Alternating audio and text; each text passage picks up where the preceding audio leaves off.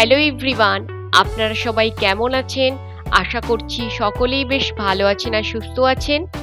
আমার নতুন একটি ভিডিওতে আপনাদের সকলকে জানাচ্ছি আরও একবার স্বাগত। আজকে যে ব্লগটা শেয়ার করছি আপনাদের সকলের সাথে, সেই ব্লগটা ছিল ভাইফোঁটার দিনের ব্লগ। প্রত্যেক বছরই ভাইফোঁটার দিনে আমি, মা, বাবা তিনজনে মিলে যেতাম দেশের বাড়িতে, আর সেখানে গিয়েই সবাই মিলে খুব আনন্দ করে ওই দিনটা কাটতো। এবছর বিশেষ একটা প্রবলেমের জন্য আমি আর যেতে পারিনি। কি করেছিলাম সকাল থেকে সেই সব কিছুই এই ব্লগে থাকবে। ভাইফোঁটা মানেই হলো ভাইয়ের পছন্দের সব খাবার দাবার, মিষ্টি সব কিছু।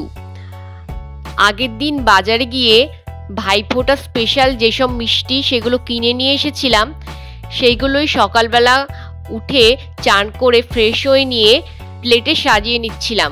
এবছর ভাইফোঁটাতে আমার সব ভাই বোনেরা, দাদারা সবাই এসেছিল, এক জায়গায় মিলিত হয়ে খুব মজা করেছে। আমাকে ভিডিও কলের মাধ্যমে সেটা দেখিয়েছে। কিন্তু ওই যে বললাম না প্রবলেম, আসল কথা আমার দাঁতের আরসিডি ছিল ভাইফোঁটার পরের দিন, ওই জন্য আর যাওয়া হয়ে ওঠেনি। বিয়ের পর প্রথম বছর ভাইফোঁটা এবার শ্বশুর বাড়িতে, তো ভাইও বসে গেছে আর আমিও বসে গেছি।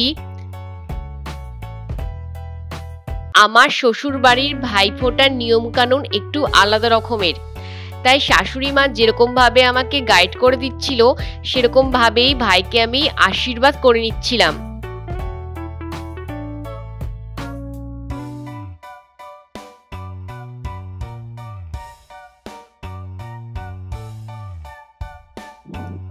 তারপর ভাইয়ের মাথায় ধান দুব্বো দিয়ে দিলাম। এরপর মেন যে কাজটা সেটা হলো ভাইয়ের কপালে দিলাম ফোঁটা, জমের দুয়ারে পড়লো কাটা, যমুনা দেয় জমকে ফোঁটা, আমি দিয়ে মার ভাইকে ফোঁটা। সেম ভাবে 3 বার এই মন্ত্রটা জপ করে নিতে হয় ভাইফোঁটার দিনে ভাইয়ের কপালে ফোঁটা দেওয়ার সময়। ভাইয়ের জন্য দেখো এত সুন্দর মিষ্টি নিয়ে এসেছিলাম আগের দিন গিয়ে, আর তার সাথে নিয়ে এসেছিলাম সিঙ্গারা। ইচ্ছা ছিল ওই দিন লুচি তরকারি করব, আমার দেওর আবার লুচি তরকারি অতটা পছন্দ করে না।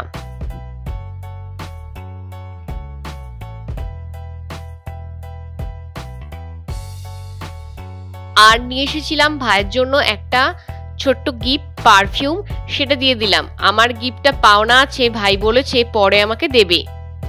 ভাইফোঁটা হয়ে যেতে তারপরে চলে এসেছিলাম রান্নাঘরে রান্নার প্রিপারেশন করার জন্য। ভাইফোঁটার দিন ভাই আর আমি দুজনে মিলেই রান্না বান্না করছিলাম।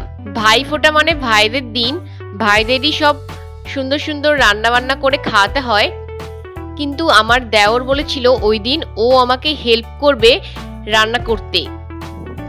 আমি বারণ করা সত্ত্বেও ও শোনেনি, তাই দুজনে মিলেই একসাথে রান্না করেছিলাম।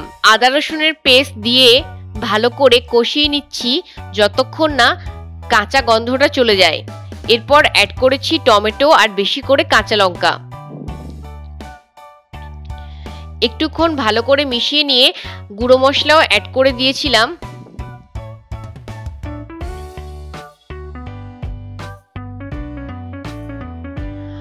আর এদিকে হয়েছিল বেগুন ভাজা আর চিংড়ি মাছ নিয়ে আসা হয়েছিল ওই দিন। সে চিংড়ি মাছের মালাইকারি করার কথা ছিল, ভাই বলল আর করতে হবে না, তাই চিংড়ি মাছ ভাজাই রেখে দিয়েছিলাম।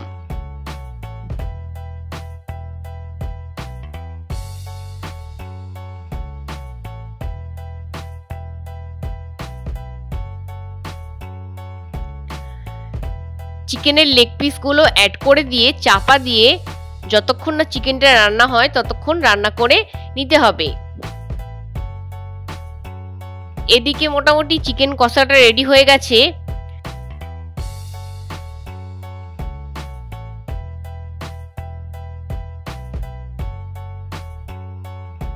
একটা হাঁড়ির মধ্যে বেশ কিছুটা চিকেন অ্যাড করে আগে থেকে হাঁড়িতে ভাত বসিয়ে রেখেছিল। ভাতটা 70% মতো কুক হয়ে যেতে ওই চিকেনের মধ্যে দিয়ে দিয়েছিল, আর অল্প অল্প করে চিকেনের যে গ্রেভিটা ছিল সেটা ওপর দিয়ে দিয়ে ঘি, বিরিয়ানি মশলা অ্যাড করে চাপা দিয়ে লো হিটে 10 মিনিটের মতো রেখে দিয়েছিল, যতক্ষণ না বিরিয়ানিটা পুরোপুরি রেডি হয়ে যায়। এবারের ভাইফোঁটাটা একদম অন্যভাবে কেটেছিল, খাওয়া দাওয়া হই হুল্লোড়ের মধ্যে দিয়ে। আজকের ব্লগটা এখানের মতোই শেষ করি। ভালো লাগলে অবশ্যই একটা লাইক করবেন, চ্যানেলে নতুন এসে থাকলে চ্যানেলটা সাবস্ক্রাইব করে নেবেন। দেখা হচ্ছে পরবর্তী ব্লগে। টাটা।